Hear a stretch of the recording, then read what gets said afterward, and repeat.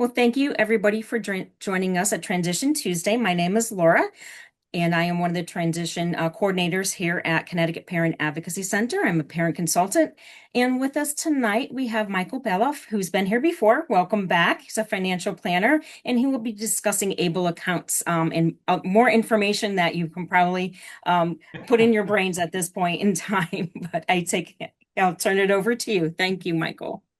Thank you, Laura. Thank you for having me back again. Yes. This is a workshop centered around ABLE accounts. There's a lot of confusions about them. We're going to talk about who's eligible, how they can be used, and other things that go along with that. I'm Michael Beloff. I'm a certified financial planner and chartered special needs consultant. I'm also a parent. I have a 28-year-old son with intellectual disability and autism. He went through birth to three, IEPs, transition, and is now receiving adult services through DDS. So I've been where you've been, and I put together this and other workshops to help educate families on how to do their own long-term planning for themselves and their children with disabilities. If you're interested in these services at some point in the future, you can reach out to me on my website. But this today is really about you. So let's move on to the next slide. And because I am a financial planner, financial services is a highly regulated industry. I'm required to have these disclaimers on for a short period of time. We will be talking about tax and legal issues. All of these may be different for your situation, and you discuss how this impacts you with your individual tax and legal advisors. Why don't we go into the next slide? So in the context for ABLE accounts, it's important to understand that most services, other than through the school district, for individuals with disabilities are funded through Medicaid, which we call Husky here in Connecticut. And access to Medicaid in general has very strict asset and income limits. Here in Connecticut, to access Husky C, which is Medicaid for adults with disabilities, you have to have under $1,600 at the end of every month in order to continue to maintain Husky C, which pays for services through DDS, through the acquired brain injury waiver, and the autism waiver. And so it's very important to, as an adult, to maintain those asset limits. It's different for children. That's beyond what we're going to discuss today. But access to Medicaid is very, very important. Traditionally, special needs trusts have been the vehicles that families have used to put money aside for their children with disabilities to pay for things, especially once the parents have passed away.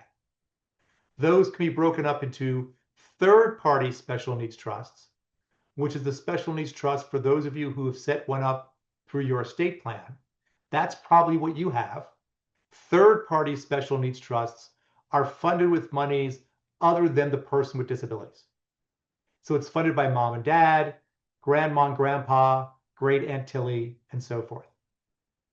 A smaller number of folks have a self-settled special needs trust, sometimes called a first-party trust, or a Medicaid payback special needs trust, or a D4H special needs trust after the tax code, which is a special needs trust funded with the disabled individual's own money, whether through an accidental inheritance or through a lawsuit where there's a settlement, and typically with a self-settled special needs trust, any money left over at the death of the disabled individual goes to pay back Medicaid. Similar when you've heard all the stories about grandma goes into the nursing home and grandpa stays in the house. And when grandpa passes away, the house gets sold to pay for grandma's nursing home. That's how a first-party self-settled special needs trust works. A third-party special needs trust funded with other people's monies, you, as the person creating it, get to decide who gets any leftover money at the death of your child. However, there are some as great as they are, there are some limitations on both kinds of special needs trusts. First, the trustee acts as a gatekeeper. All special needs trusts are run by a trustee, someone you've assigned as the person creating the trust to manage the money and spend it on behalf of the individual. But some individuals, perhaps if their cognitive issues are not severe, might be able to manage some of their own money, but they can't in a special needs trust. They can also be tax inefficient, especially if you're trying to save money and not spend money. The details for that I'm not going to go into tonight. Just trust me on this. Special needs trusts can also be costly to set up. You need to hire an attorney to create the trust document, and that can cost several thousands of dollars.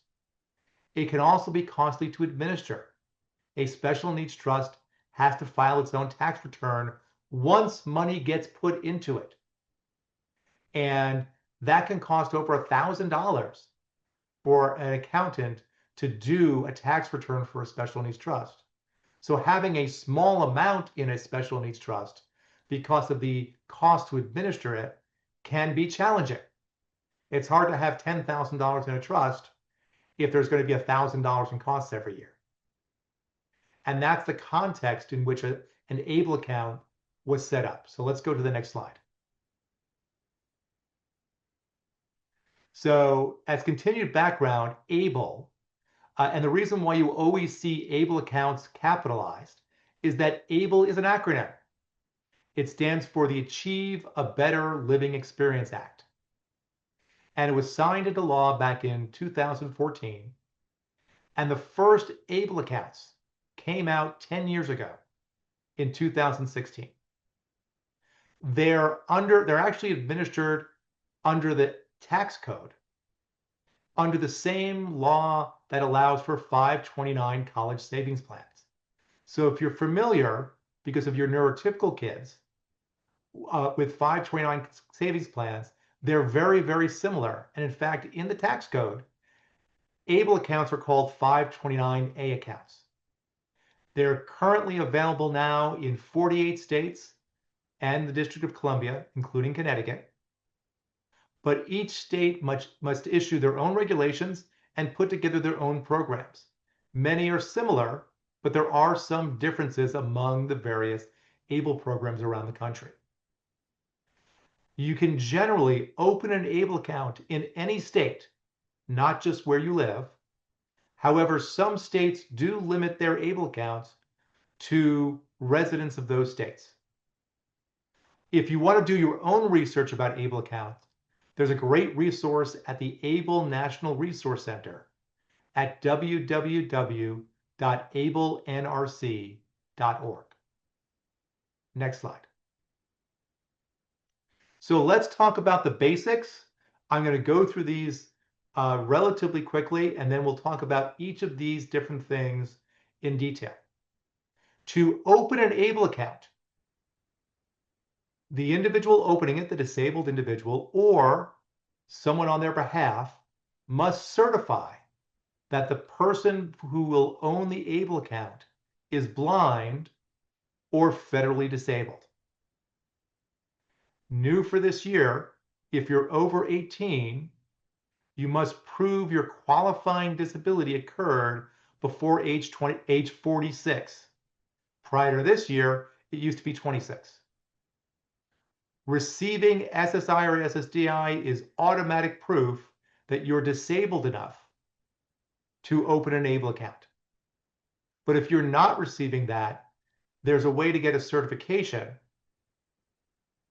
to say that you're disabled enough to open an ABLE account, and I'll describe shortly what that means.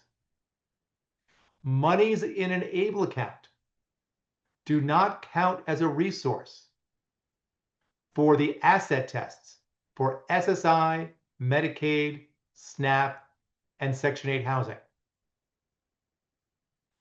without a look back. So you can put money to an ABLE account and there's no look back. But in many states, there's a Medicaid payback provision for individuals who've received Medicaid waiver services. Now, unlike 529s, you can only have one open ABLE account at any one time. And contributions can only be in cash. Unlike old custodial accounts, you can't deposit stock certificates or savings bonds. You have to cash those out in order to throw money into an ABLE account. Contributions are generally not tax deductible on a federal level. And unlike special needs trusts, in some circumstances, the disabled individual can control their own ABLE account. Now, there is no look back period. Many of you may know that there's a 5-year look back for transfers, giving away money, and that can interfere with access to Medicaid. Movement of a disabled individual's own money into an ABLE account will not impact Medicaid or SSI. Like a 529, the growth in the 529, the money grows tax deferred. And if the money is used for something called qualified disability expenses, the money comes out tax-free and is not income for SSI and Medicaid purposes. So those are the basics. We're now going to talk about these items in details.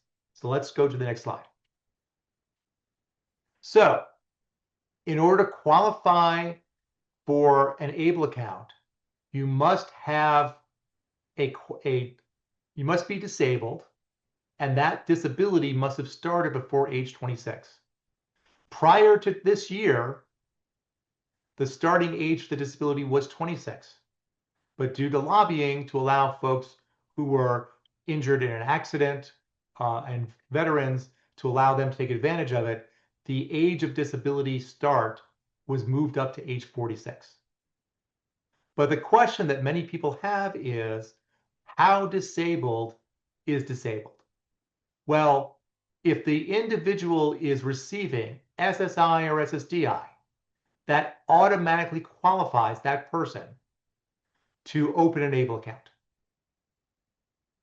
If you're not receiving SSI or SSDI, that's the vast majority of folks with disabilities who are under 18, then the person opening the account must certify that they meet the ABLE account definition of disability, which is having a physical or mental disability that results in marked and severe functional limitations. What's interesting is that's the definition Social Security uses to determine if someone under 18 is disabled. Typically for SSI and Medicaid purposes, as an adult, you're only quote unquote disabled if you have a physical or mental condition that impacts your ability to work and earn more than this year, $1,690 a month. But ABLE accounts use a different definition.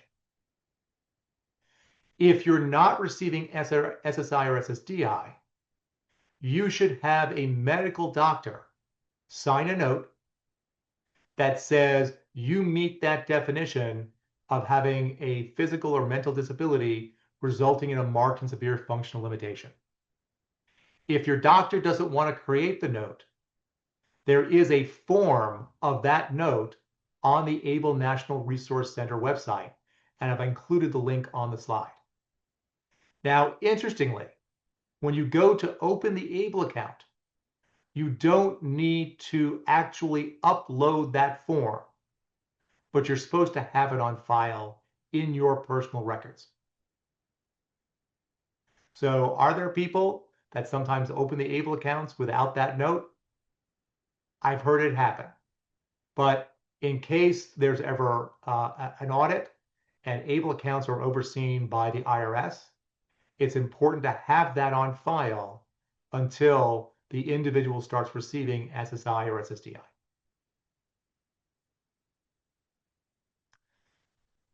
Next slide. So who can open and control the ABLE account?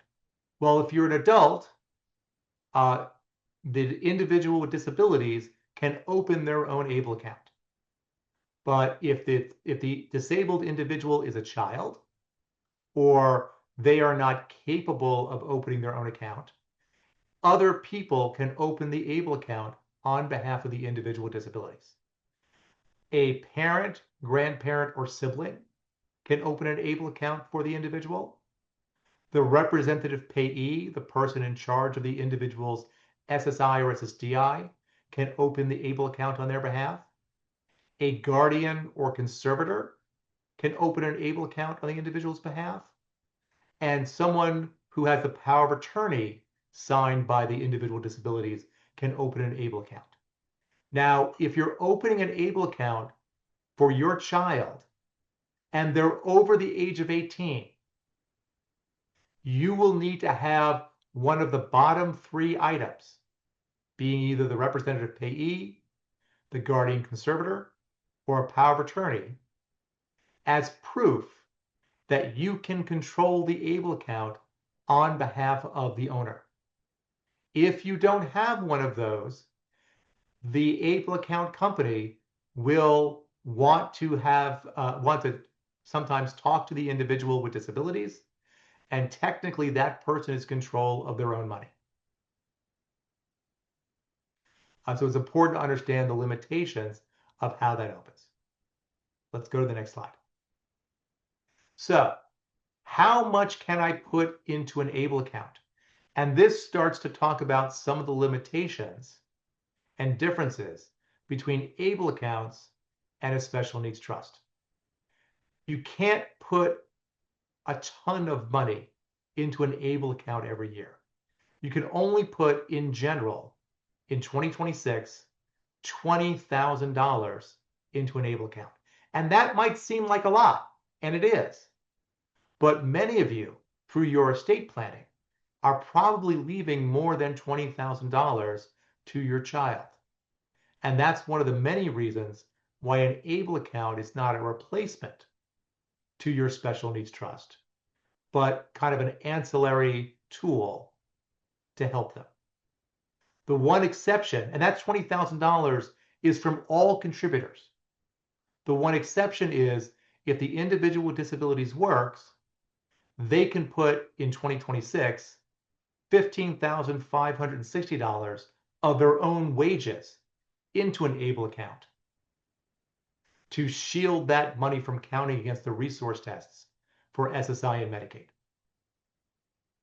In addition, there are some families, before they knew the extent of the disability of the child, they started funding a 529 college savings plan.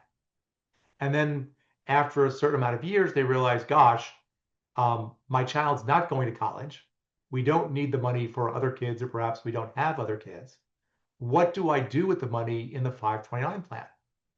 Well, as of 2018, you can now move money from a 529 into an ABLE account to continue the tax-deferred growth. But that contribution does count towards the $20,000 annual contribution limits for that year.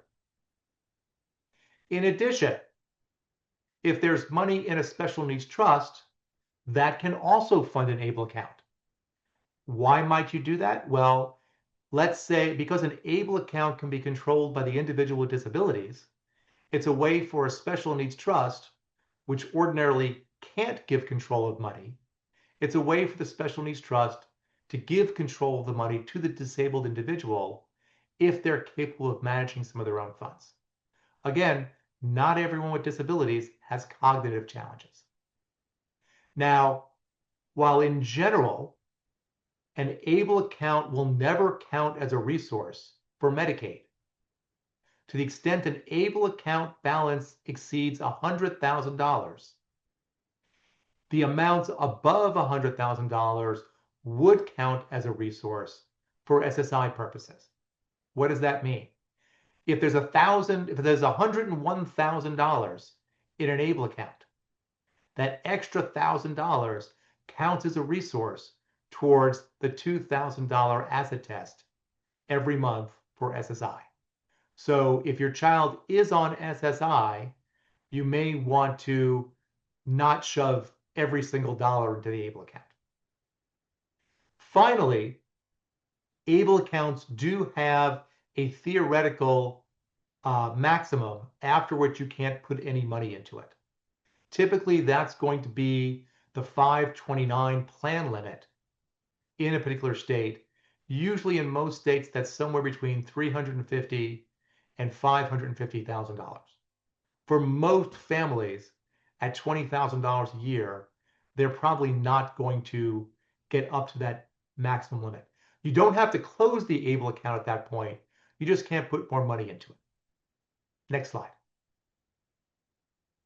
So what can I spend the ABLE account money for?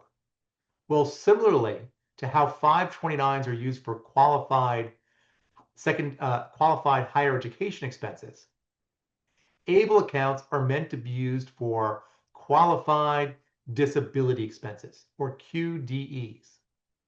These are supposed to be expenses related to disability for the benefit of the beneficiary and to maintain or improve the person's health, independence, or quality of life. That's spelled out in the POMs. For those of you who are unfamiliar, Social Security does have rules. They're darn hard to read, but they are available. And this is spelled out in the rules to Social Security. Now, there are certain things that are definitely qualified disability expenses. Those include education, housing, transportation, employment training, assistive technology, personal support services, health prevention and wellness, financial management, legal fees, funeral expenses, and basic living expenses. And as of about 6 years ago, basic living expenses include food, groceries, and restaurant meals. So it's fairly expansive. Those things are definitely able qualified disability expenses. But there can be things beyond that. And there's some questions sometimes as to whether certain things count as a qualified disability expenses.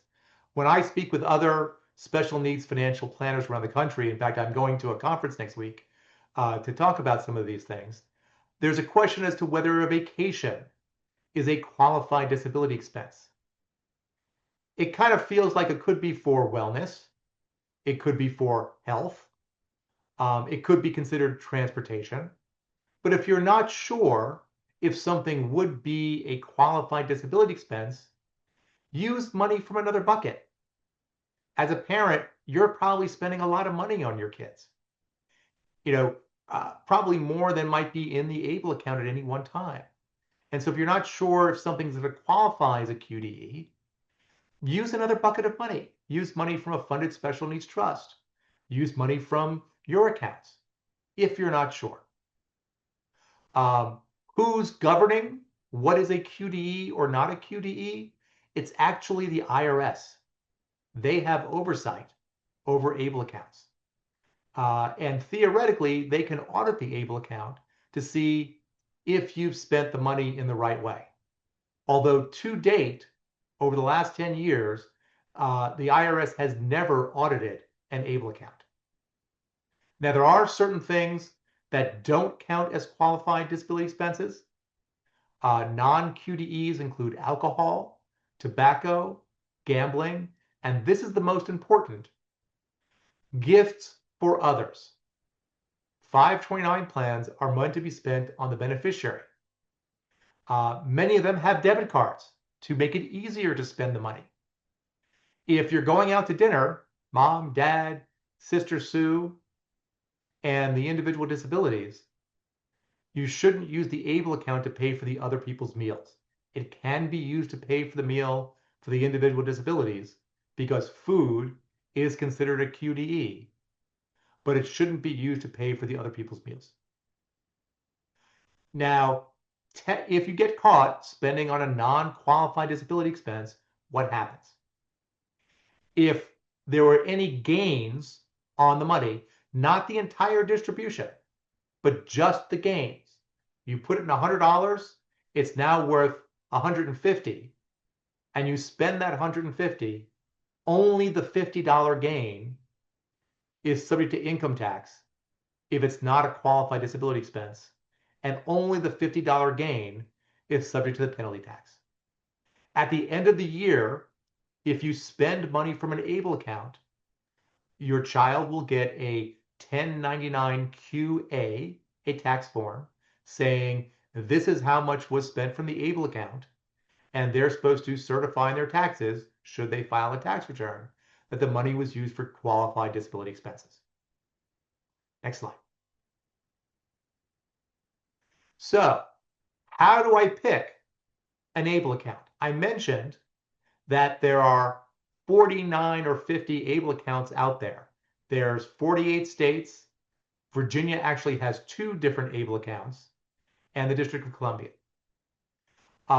You should know that ABLE accounts are not sold in general through financial advisors, people like me. And so many financial advisors do not know about ABLE accounts and may not be able to give a lot of advice on that.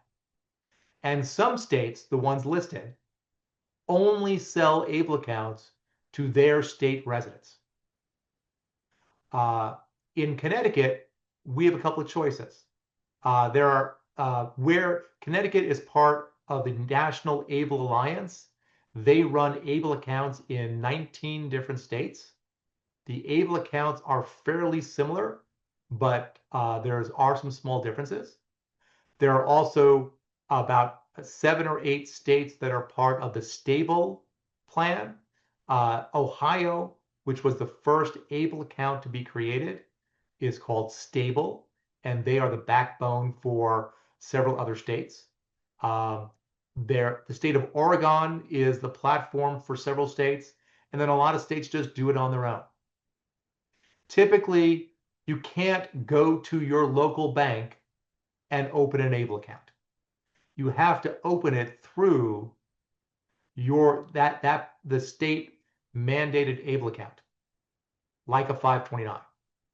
There are some differences among ABLE accounts. Many have annual fees. Generally, the annual fees will run between $15 and $60 a year. Some plans, like Connecticut's, will discount the annual fee if you choose electronic statements, and some give discounts for their state residents. Some states allow for a state income tax deduction for some contributions, including Connecticut if you use Connecticut's native plan. Typically, you have several investment choices. You can choose a checking account that has, in many states, will have a checking option and be FDIC insured. And then generally, there are 4 to 6 preset investment options in mixes ranging from very conservative to very aggressive, allowing you to put the money to work and grow, to have that money work harder for the individual. Many state ABLE accounts have a debit card to make it easier to spend the money. The states that don't, like Massachusetts, often you have to either send in a form to get the money distributed or have another type of workaround. And some states have checks on the accounts or even a bill pay system, and that changes from state to state. So there are some differences. At the ABLE National Resource Center, ablenrc.org, which I referenced earlier, they have a neat tool to help you compare and look at different ABLE accounts to see which one might work best for you. But I'll have a recommendation towards the end. Next slide. So, what happens if I'm no longer disabled? Remember, the definition of being eligible for an ABLE account is either receiving SSI or SSDI or having a medical condition that results in marked and severe functional limitations. Not all disabilities are cognitive. Some are physical, and sometimes people can recover, or say if you're disabled because of a mental health issue. So what happens if you no longer meet the qualifications to maintain an ABLE account? Now, If the reason you lost your SSI or SSDI is because you work too much, you can still keep your ABLE account if you still have marked and severe functional limitations. And it's always a good practice to get that doctor certification.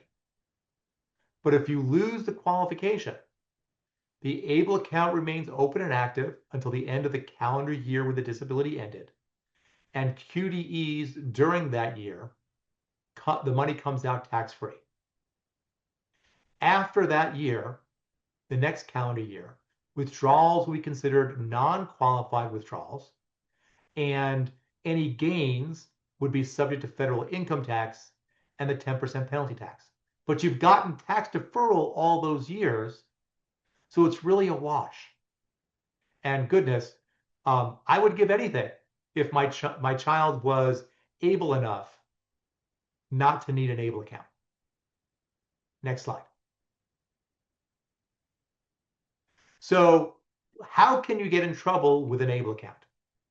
Well, ABLE accounts shield assets.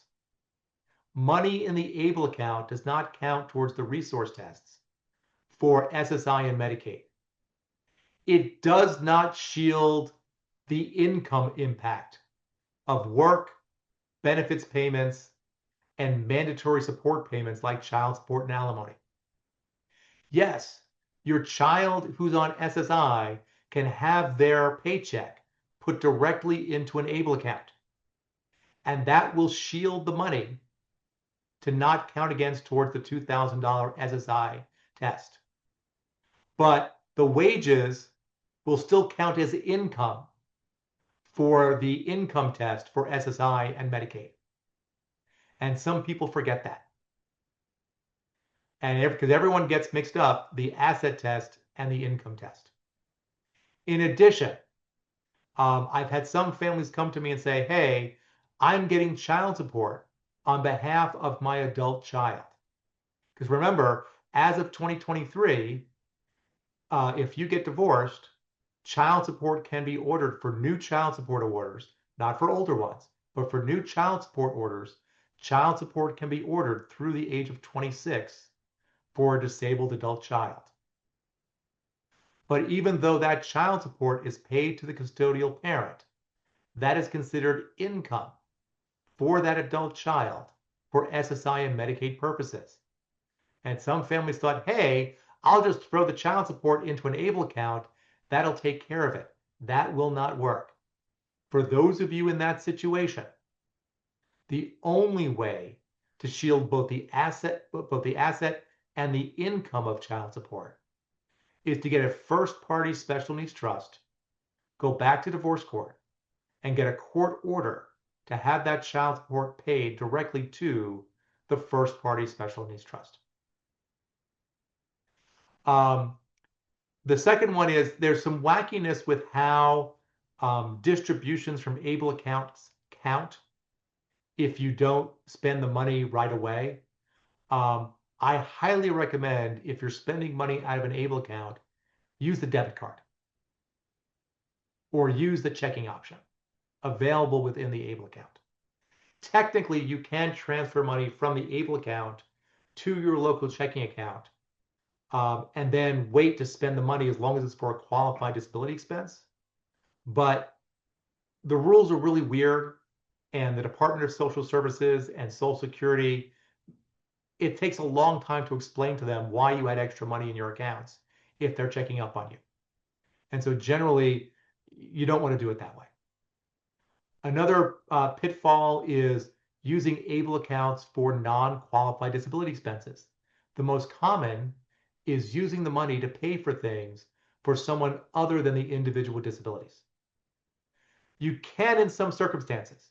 For instance, if you're paying for your child to attend an activity, and the only way they can go to that activity is if someone goes with them and you have to pay them. Yes, you can use that to pay for someone to go to the activity with them. But in general, you want to use the ABLE accounts just for the individual disabilities. And the biggest one, in most states under federal law, there's a Medicaid payback. If you're not familiar with what the Medicaid payback is, well, Medicaid waiver services, in the same way that grandma going to a nursing home, because it's paid for by Medicaid, is not a gift, it's a loan to the individual with disabilities. If the individual with disabilities has any money when they pass away through an exempt asset, like a house, your child can own a house and qualify for Medicaid because Medicaid is an exempt asset while they're alive. But once your child passes away, to the extent that they received Medicaid waiver services, there may be a payback. And in general, although we have an exception here in Connecticut, there is a Medicaid payback on most ABLE accounts. Let's go to the next slide. So we'll leave this up for a few minutes. This is a chart that I put together on the differences between special needs trusts and ABLE accounts. So, and ABLE accounts and special needs trusts can generally be opened up at any age. But for ABLE accounts, the qualifying disability must have started before the age of 46. There is no cost to open an ABLE account. You generally should hire an attorney to create a special needs trust. Third-party special needs trusts are funded with other people's monies. Self-settled special needs trusts are funded with the person with disabilities money. Anyone can put money into an ABLE account. While you can put unlimited money in special needs trusts, you can only put $20,000 a year in general into an ABLE account. There are no upper limits to third-party special needs trusts and first-party special needs trusts. However, once an ABLE account grows to $100,000, any money above that counts as a resource for SSI, but of course, never for Medicaid. In a special needs trust, the money can be invested in any way the trustee desires. In an ABLE account, there are limited investment options. In a special needs trust, the trustee controls the investments and distributions. In an ABLE account, it's either the guardian or conservator, or it can be the person with disabilities. It can also be someone who has a power of attorney. How is it taxed? If money in an ABLE account is used for qualified disability expenses, it comes out tax-free. Money in an ABLE account, once it grows, may be subject to tax. Money in a special needs trust may be subject to income taxes. And then who gets leftover money? In a third-party special needs trust, it's the trust creator's choice. Siblings, cousins, nonprofits. In a self-settled special needs trust, it goes to the state and Medicaid.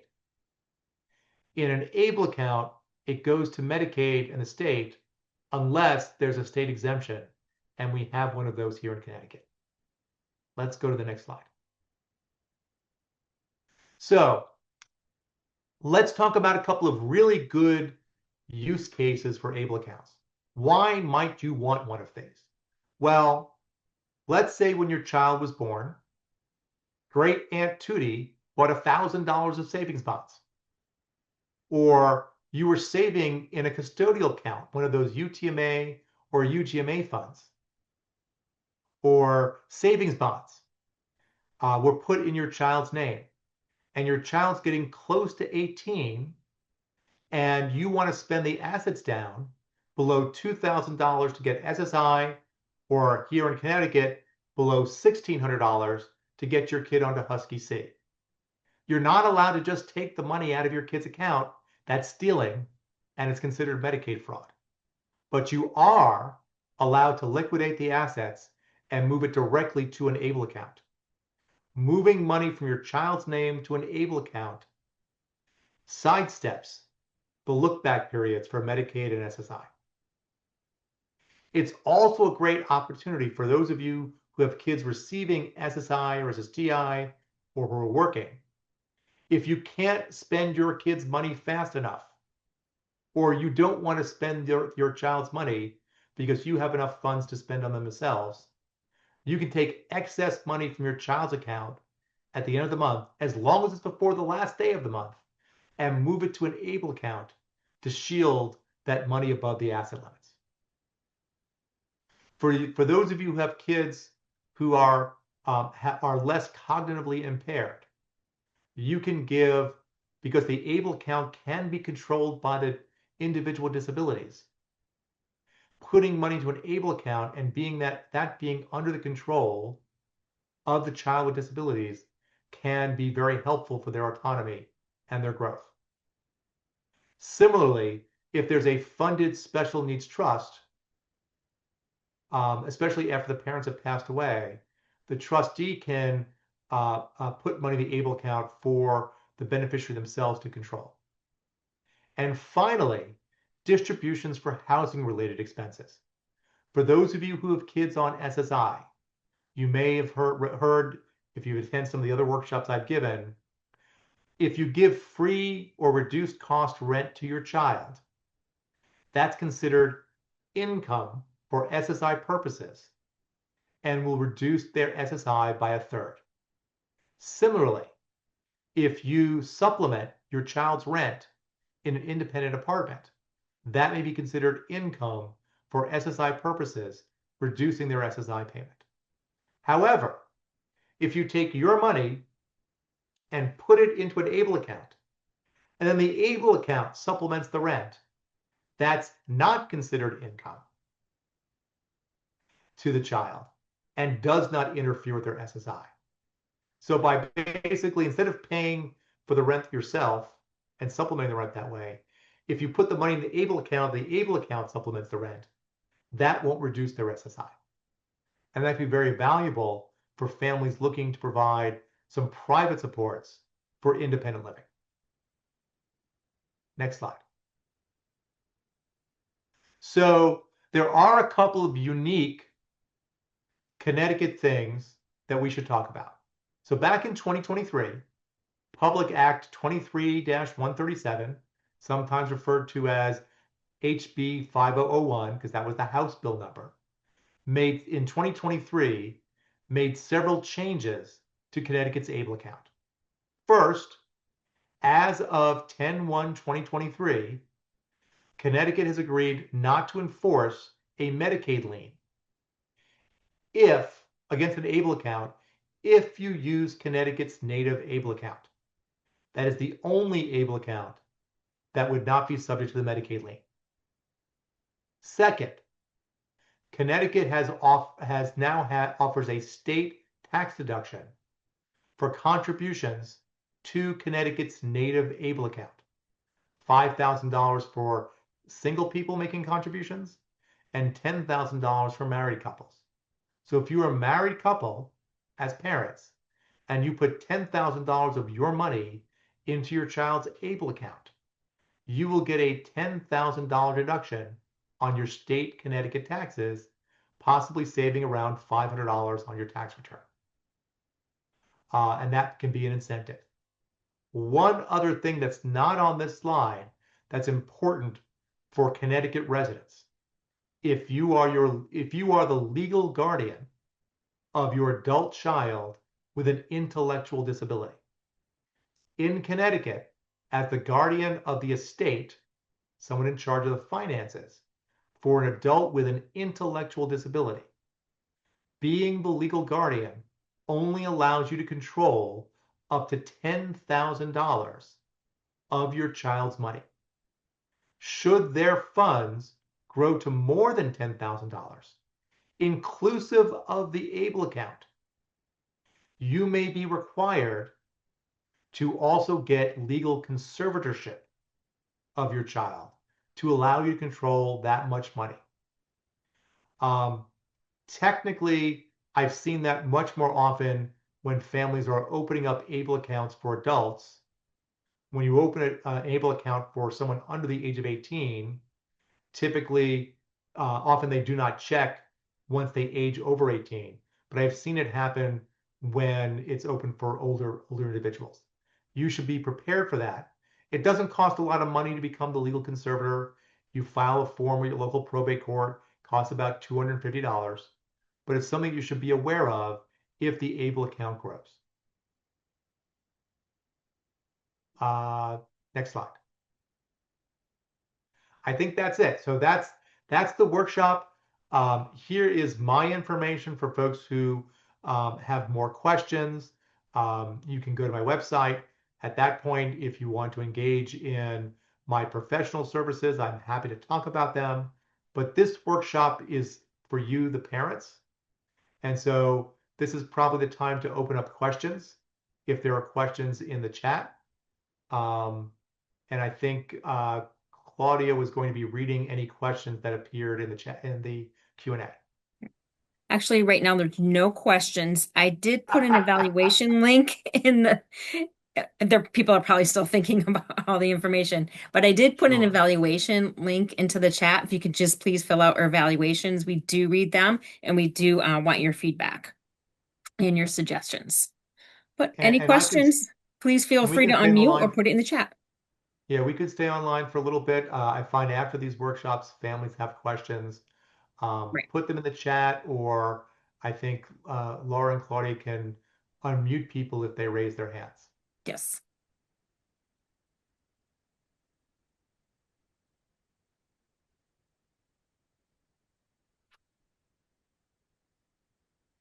I did receive, I don't know if you can see the messages, but I this can. was amazing and very informative. A lot of good information. Definitely. It's a lot of stuff. I apologize. I like to get as much information to families as I can. These things can be complicated. And so you may want to discuss them with the financial professionals that you work with. If they're, and again, folks can reach out to me if they have questions as well. There is a question, a SSI question. How does charging your child rent change the rate for SSI? And is it then taxable for the parent? Okay, so SSI, which stands for Supplemental Security Income, is a welfare payment available to individuals with disabilities who are financially needy. For adults who meet the Social Security definition of disability, which is someone who has a physical or mental condition that impacts their ability to engage in substantial gainful activity, which is working and earning more than 1690 a month.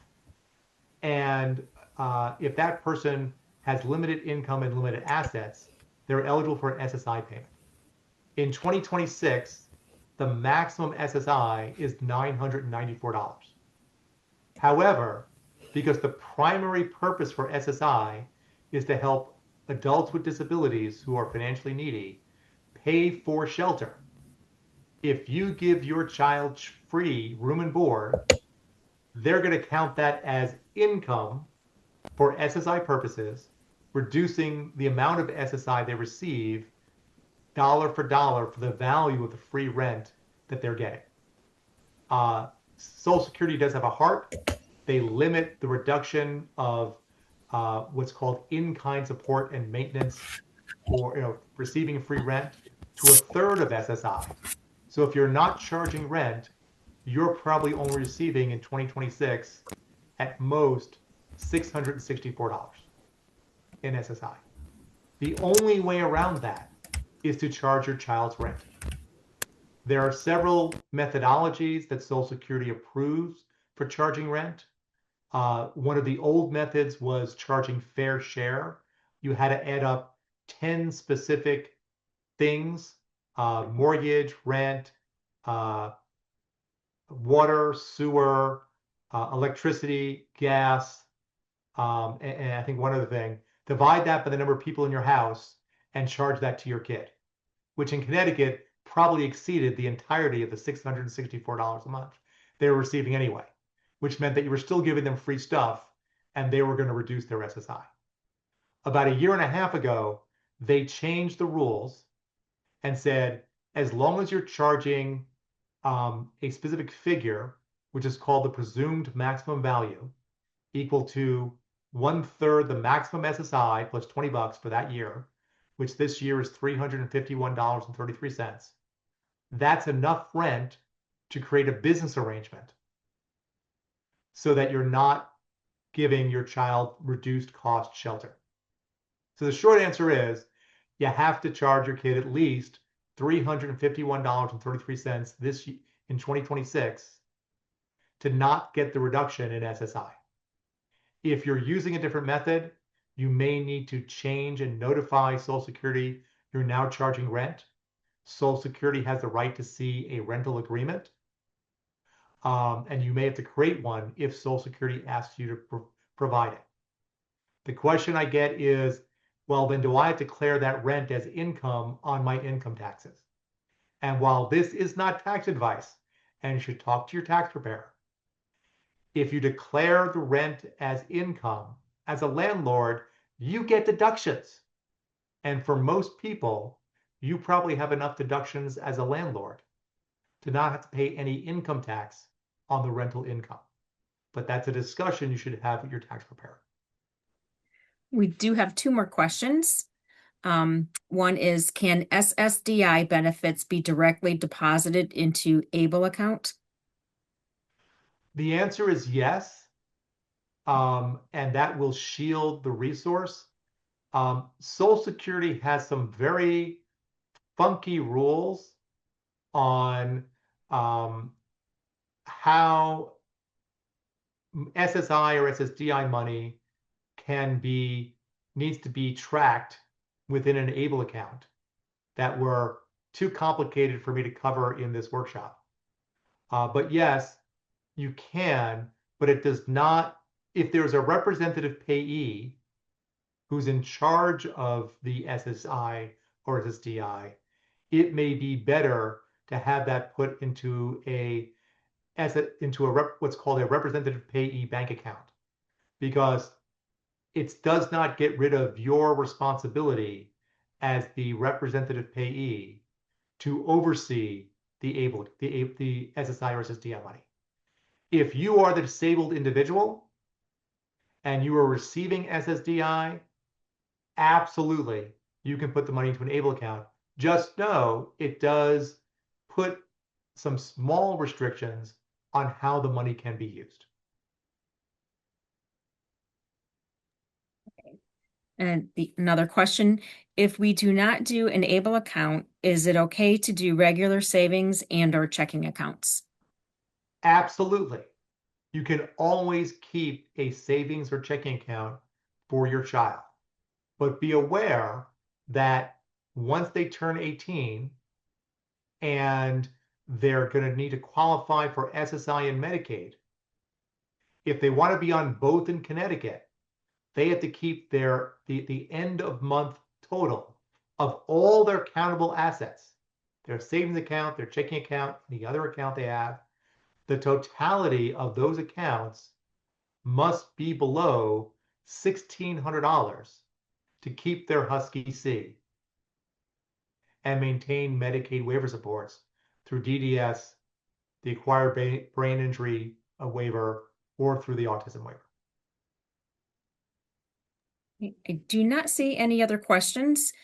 If anybody has a question, feel free to unmute and ask. Oh, one just came in. May I add a second adult to the ABLE account in the event something happens to me? Yes. And by the way, before I quickly answer this, I just want to make sure we're talking about a lot of things and these can be complicated. What I talked about tonight is generalized information. How this impacts you and your family's particular situation may be somewhat different. And so you want to make sure you're discussing this with your team so you understand the best way to utilize this tool. In most ABLE accounts, including the state of Connecticut's native ABLE account, there is the ability to name a successor control person. So typically the ABLE account is owned by the child, but it's an exempt asset. And then there is a control person who is in charge of it. And typically there can be a successor control person as long as they have the appropriate authority. In order to control an ABLE account for an individual, you have to be either the representative payee the legal guardian or conservator, or have a power of attorney. And so that successor control person will have to meet one of those categories. All right. Well, thank you, everybody, and have a wonderful evening.